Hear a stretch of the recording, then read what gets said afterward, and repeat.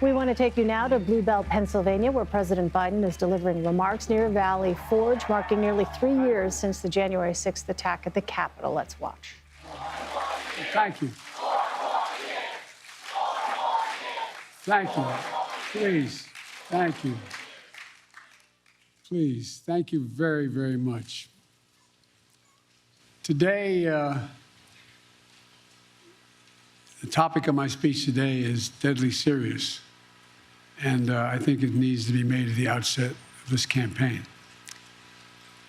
In the winter of 1777, it was harsh and cold as the Continental Army marched to Valley Forge. General George Washington knew he faced the most daunting of tasks: to fight and win a war against the most powerful empire existed in the world at the time. His mission was clear: liberty, not conquest; freedom, not domination; national independence, not individual glory. America made a vow: never again would we bow down to a king. Months ahead would be incredibly difficult. But General Washington knew something in his bones, something about the spirit of the troops he was leading, something about the soul of the nation he was struggling to be born. In his general order, he predicted, and I quote, "With one heart and one mind, with fortitude and with patience, they would overcome every difficulty," the troops he was leading. And they did. They did. This army that lacked blankets and food, clothes and shoes, this army whose march left bloody bare footprints in the snow, this ragtag army made up of ordinary people, their mission, George Washington declared, was nothing less than a sacred cause. That was the phrase he used, a sacred cause. Freedom, liberty, democracy, American democracy. I just visited the grounds of Valley Forge. I've been there a number of times from the time I was a Boy Scout years ago.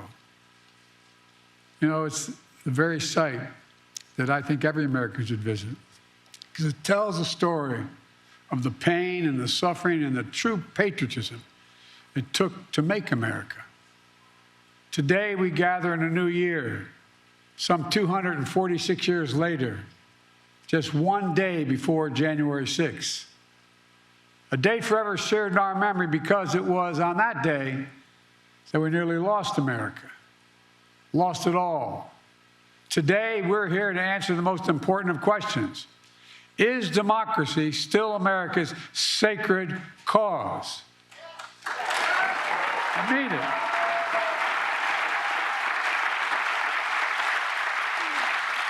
This is not rhetorical, academic, or hypothetical. Whether democracy is still America's sacred cause is the most urgent question of our time. And it's what the 2024 election is all about. The choice is clear. Donald Trump's campaign is about him, not America, not you. Donald Trump's campaign is obsessed with the past, not the future. He's willing to sacrifice our democracy, put himself in power. Our campaign is different. For me and Kamala, our campaign is about America. It's about you. It's about every age and background that occupy this country. It's about the future we're going to continue to build together. And our campaign is about preserving and strengthening our American democracy. 3 years ago tomorrow, we saw with our own eyes the violent mob storm the United States Capitol. It was almost in disbelief as you first turned on the television. For the first time in our history, insurrectionists had come to stop the peaceful transfer of power in America. First time. Smashing windows, shattering doors, attacking the police. Outside, gallows were erected as the MAGA crowd chanted, "Hang Mike Pence." Inside, they hunted for Speaker Pelosi. The House was chanting as they marched through and smashed windows, "Where's Nancy?" Over 140 police officers were injured. Jill and I attended the funeral of police officers who died as a result of the events of that day. Because of Donald Trump's lies, they died because these lies brought a mob to Washington. He promised it would be wild, and it was. He told the crowd to fight like hell, and all hell was unleashed. He promised he would right them. Everything they did, he would be side by side with them. Then, as usual, he left the dirty work to others. He retreated to the White House. As America was attacked from within, Donald Trump watched on TV in a private small dining room off the Oval Office. The entire nation watched in horror. The whole world watched in disbelief. And Trump did nothing. Members of his staff, members of his family, Republican leaders who were under attack at that very moment pled with him. Act. Call off the mob. Imagine had he gone out and said, stop. And still, Trump did nothing. It was among the worst derelictions of duty by a president in American history. An attempt to overturn a free and fair election by force and violence. A record 81 million people voted for my candidacy and to end his presidency. Trump lost the popular vote by 7 million. Trump's claims about the 2020 election never could stand up in court. Trump lost 60 court cases, 60. Trump lost the Republican-controlled states. Trump lost before a Trump-appointed judge and then judges. And Trump lost before the United States Supreme Court. All of it, he lost. Trump lost recount after recount after recount and state after state. But in desperation and weakness, Trump and his MAGA followers went after election officials who ensured your power as a citizen would be heard. These public servants had their lives forever upended by attacks and death threats for simply doing their jobs. In Atlanta, Georgia, a brave black mother and her daughter, Ruby Freeman and Shay Moss, were doing their jobs as election workers until Donald Trump and his MAGA followers targeted and threatened them, forcing them from their homes and unleashing racist vitriol on them. Trump's personal lawyer, Rudy Giuliani, who was just hit with a $148 million judgment for cruelty and defamation that he inflicted against them. Other state and local elected officials across the country faced similar personal attacks. In addition, Fox News agreed to pay a record $787 million for the lies they told about voter fraud. Let's be clear about the 2020 election. Trump exhausted every legal avenue available to him to overturn the election, every one. But the legal path just took Trump back to the truth, that I'd won the election and he was a loser.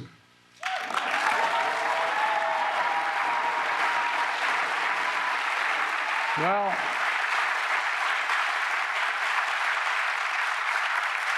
so knowing how his mind works now, he had one act left, one desperate act available to him: the violence of January the 6th.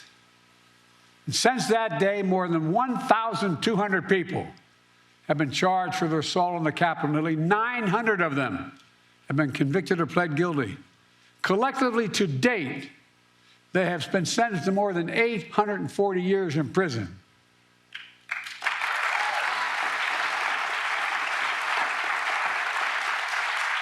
And what's Trump done? Instead of calling them criminals, he's called these insurrectionists patriots. They're patriots. And he promised to pardon them if he returns to office.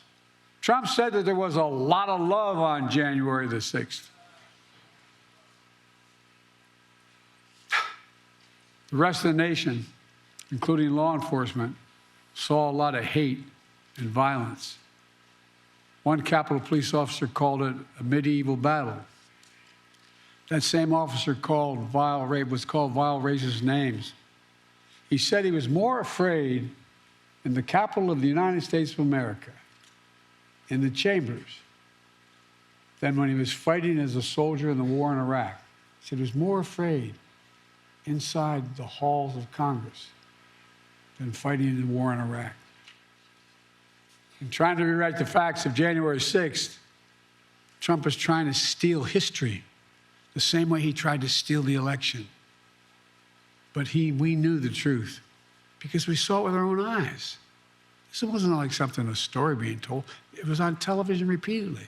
We saw it with our own eyes. Trump's mob wasn't a peaceful protest. It was a violent assault. They were insurrectionists, not patriots. They weren't there to uphold the Constitution. They were there to destroy the Constitution. Trump won't do what an American president must do. He refuses to denounce political violence. So hear me clearly. I'll say what Donald Trump won't. Political violence is never, ever acceptable in the United States political system. Never, never, never. It has no place in a democracy, none. You can't be pro-insurrectionist and pro-American. And yet Trump and his MAGA supporters not only embrace political violence, but they laugh about it. At his rally, he jokes about an intruder whipped up by the big Trump lie, taking a hammer to Paul Pelosi's skull and echoing the very same words used on January 6th. Where's Nancy? And he thinks that's funny. He laughed about it. What a sick... My God.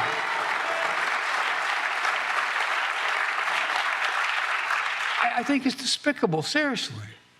Not just for a president, for any person to say that. But to say it to the whole world listening. When I was overseas, anyway. Trump's assault on democracy isn't just part of his past. It's what he's promising for the future. He's being straightforward. He's not hiding the ball.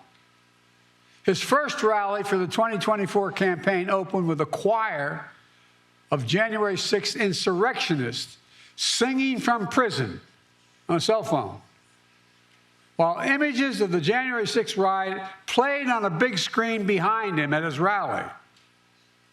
Can you believe that? This is like something out of a fairy tale, a bad fairy tale. Trump began his 2024 campaign by glorifying the failed violent insurrection on our Capitol. The guy who claims law and order sows lawlessness and disorder. Trump's not concerned about your future, I promise you. Trump is now promising a full-scale campaign of revenge and retribution, his words, for some years to come. They were his words, not mine. He went on to say he'd be a dictator on day one. I mean, if I were writing a book of fiction, and I said an American president said that, and not in jest.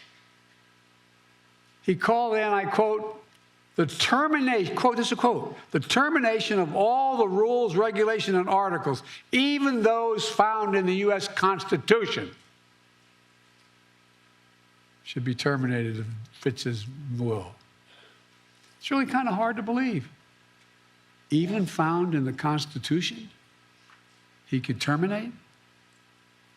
He's threatened the former chairman of the Joint Chiefs of Staff with the death penalty. Says he should be put to death because the chairman put his oath to the Constitution ahead of his personal loyalty to Trump.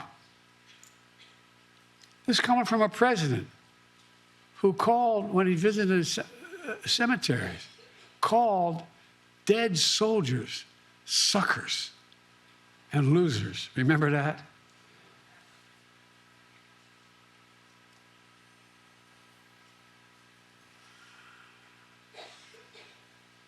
Sometimes I'm really happy the Irish in me can't be seen. It was right around the time I was at Bo's grave, Tommy. How dare he? Who in God's name does he think he is? With former aides, Trump plans to invoke the Insurrection Act, which will allow him to deploy, which is not allowed to do in ordinary circumstances, allow him to deploy U.S. military forces on the streets of America. He said it. He calls those who oppose him vermin. He talks about the blood of America as being poisoned, echoing the same exact language used in Nazi Germany. He proudly posts on social media the words that best describe his 2024 campaign, quote, revenge, quote, power, and quote, dictatorship. There's no confusion about who Trump is, what he intends to do. I placed my hand on our family Bible, and I swore an oath on the very same steps of the Capitol, just 14 days after the attack on January the 6th. As I looked out over the capital city, whose streets were lined with National Guard to prevent another attack, I saw an American that had been pushed to the brink, America that had been pushed to the brink. But I felt enormous pride, not in winning, I felt enormous pride in America, because American democracy had been tested. American democracy had held together. And when Trump had seen weakness in our democracy and continued to talk about it, I saw strength, your strength. It's not hyperbole, your strength, your integrity, American strength and integrity. Ordinary citizens, state election officials, the American judicial system had put the Constitution first, and sometimes at their peril, at their peril. Because of them, because of you, the will of the people prevailed. Not the anger of the mob or the appetites of one man. When the attack on January 6th happened, there was no doubt about the truth. At the time, even Republican members of Congress and Fox News commentators publicly and privately condemned the attack. As one Republican senator said, Trump's behavior was embarrassing and humiliating for the country. But now that same senator and those same people have changed their tune. As time has gone on, politics, fear, money, all have intervened. And now these MAGA voices who know the truth about Trump on January 6th have abandoned the truth and abandoned the democracy. They made their choice. Now the rest of us, Democrats, independents, mainstream Republicans, we have to make our choice. I know mine, and I believe I know America's. We'll defend the truth, not give in to the big lie. We'll embrace the Constitution and the Declaration, not abandon it. We'll honor the sacred cause of democracy, not walk away from it. Today, I make this sacred pledge to you: the defense, protection, and preservation of American democracy will remain, as it has been, the central cause of my presidency.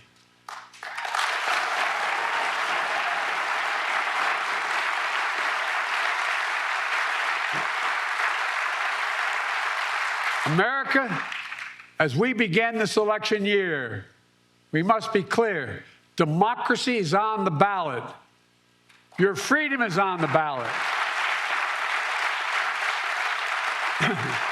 Yes, we'll be voting on many issues. On the freedom to vote and have your vote counted. On the freedom of a choice. The freedom to have a fair shot. The freedom from fear. And we'll debate and disagree. Without democracy, no progress is possible. Think about it. The alternative to democracy is dictatorship. The rule of one, not the rule of we, the people. That's what the soldiers of Valley Forge understood. And so was me. We have to understand it as well. We've been blessed so long with a strong, stable democracy. It's easy to forget why so many before us risked their lives and strengthened democracy. What our lives would be without it. Democracy means having the freedom to speak your mind, to be who you are, to be who you want to be. Democracy is about being able to bring about peaceful change. Democracy is how we've opened the doors of opportunity wider and wider with each successive generation, notwithstanding our mistakes. But if democracy falls, we'll lose that freedom. We'll lose the power of we, the people, to shape our destiny. If you doubt me, look around the world. Travel with me as I meet with other heads of state throughout the world. Look at the authoritarian leaders and dictators Trump says he admires. He out loud says he admires. I won't go through them all. It'll take too long. Look, remember how he refers to what he calls love letter exchanges between he and the dictator of North Korea? Those women and men out there in the audience who ever fought for the American military, would you ever believe you'd hear a president say something like that? His admiration for Putin. I could go on. And look at what these autocrats are doing to limit freedom in their countries. They're limiting freedom of speech, freedom of press, freedom to assemble, women's rights, LGBTQ rights. People are going to jail, so much more. It's true, the push and pull of American history is not a fairy tale. Every stride forward in America is met with ferocious backlash many times from those who fear progress and those who exploit that fear for their own personal gain. From those who traffic in lies, told for power and profit. For those who are driven by grievance and grift, consumed by conspiracy and victimhood. From those who seek to bury history and ban books. Do you ever think you'd be in a political event talking about book banning for the presidential election? The choice and contest between those forces, those competing forces, between solidarity and division is perennial. But this time it's so different. You can't have a contest. You can't have a contest if you see politics as an all-out war instead of a peaceful way to resolve our differences. All-out war is what Trump wants. That's why he doesn't understand the most fundamental truth about this country. Unlike other nations on earth, America is not built on ethnicity, religion, geography. We're the only nation in the history of the world built on an idea. Not hyperbole, built on an idea. We hold these truths to be self-evident, that all men and women are created equal. It's an idea. Declared in the Declaration, created in a way that we've viewed everybody as equal and should be treated equal throughout their lives. We've never fully lived up to that. We have a long way to go. But we've never walked away from the idea. We've never walked away from it before. And I promise you, I will not let Donald Trump and the MAGA Republicans force us to walk away now.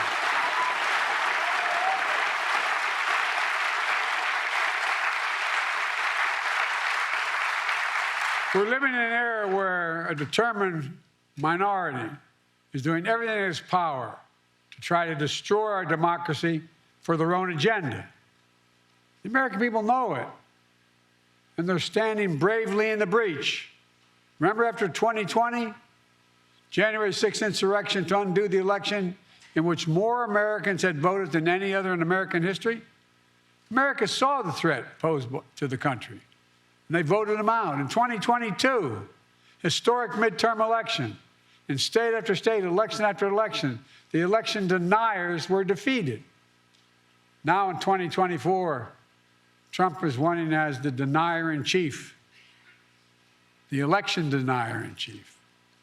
Once again, he's saying he won't honor the results of the election if he loses. Trump says he doesn't understand. Well, he still doesn't understand the basic truth. That is, you can't love your country only when you win. You can't love your country only when you win.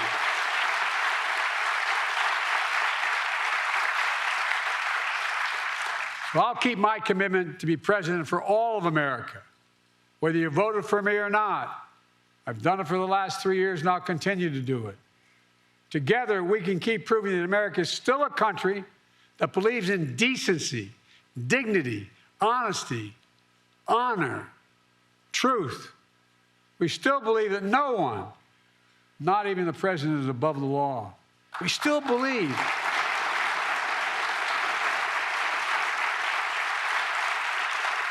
the vast majority of us still believe that everyone deserves a fair shot at making it. We're still a nation that gives hate no safe harbor. I tell you from my experience working with leaders around the world, and I mean this sincerely, not a joke, that America is still viewed as the beacon of democracy for the world. I can't tell you how many world leaders, and I know all of them, virtually all of them, grab my arm in private and say, "He can't win. Tell me." No, my country will be at risk. Think of how many countries, Tommy, you know, that are on the edge. Imagine. We still believe in we the people, and that includes all of us, not some of us. Let me close with this. In the cold winter of 1777, George Washington and his American troops at Valley Forge waged a battle on behalf of a revolutionary idea that everyday people, like where I come from and the vast majority of you, not a king or a dictator, that everyday people can govern themselves without a king or a dictator. In fact, in the rotunda of the Capitol, there's a giant painting of General George Washington, not President Washington. And he is resigning his commission as Commander-in-Chief of the Continental Army. A European king at the time said, after he won the revolution, now's the time for him to declare his kingship. But instead, the mob that attacked the Capitol, waving Trump flags and Confederate flags, stormed right past that portrait. That image of George Washington gave them no pause, but it should have. The artist who painted that portrait memorialized that moment because he said it was, quote, one of the highest moral lessons ever given to the world, end of quote. George Washington was at the height of his power, having just defeated the most powerful empire on earth. Could have held on to power as long as he wanted. He could have made himself not a future president, but a future monarch, in effect. And by the way, when he got elected president, he could have stayed for 2, 3, 4, 5 terms till he died. But that wasn't the America he and the American troops at Valley Forge had fought for. In America, genuine leaders, democratic leaders with a small d, don't hold on to power relentlessly. Our leaders return power to the people, and they do it willingly, because that's the deal. You do your duty. You serve your country. And ours is a country worthy of service, as many Republican presidents and Democratic presidents have shown over the years. We're not perfect, but at our best, we face head on the good, the bad, the truth of who we are. We look in the mirror and ultimately never pretend we're something we're not. That's what great nations do. And we're a great nation. We're the greatest nation on the face of the earth. We really are.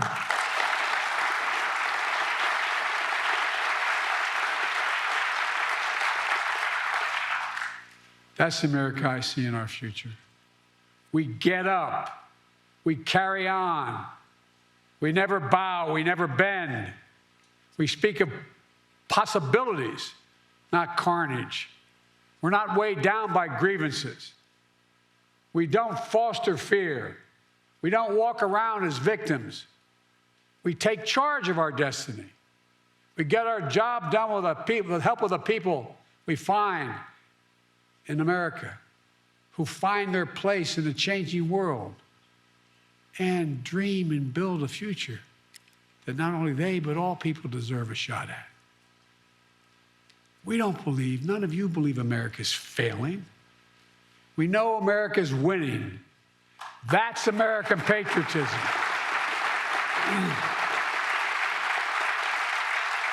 It's not winning because of Joe Biden. It's winning. This is the first national election since January 6th. Insurrection placed a dagger at the throat of American democracy since that moment. We all know who Donald Trump is. The question we have to answer is, who are we? That's what's at stake. Who are we? In the year ahead, as you talk to your family and friends, cast your ballots. The power is in your hands. After all we've been through in our history, from independence to civil war to 2 world wars to a pandemic to insurrection, I refuse to believe that in 2024 we Americans will choose to walk away from what's made us the greatest nation in the history of the world. Freedom, liberty, democracy is still a sacred cause. And there's no country in the world better positioned to lead the world than America. That's why, I've said it many times, that's why I've never been more optimistic about our future, and I've been doing this a hell of a long time. Just to remember who we are, with patience and fortitude, with one heart. We are the United States of America, for God's sake. I mean it. There is nothing. I believe with every fiber there's nothing beyond our capacity if we act together and decently with one another. Nothing, nothing, nothing. I mean it. We're the only nation in the world that's come out of every crisis stronger than we went into that crisis. That was true yesterday. It is true today. And I guarantee you it will be true tomorrow. God bless you all, and may God protect our troops. Thank you.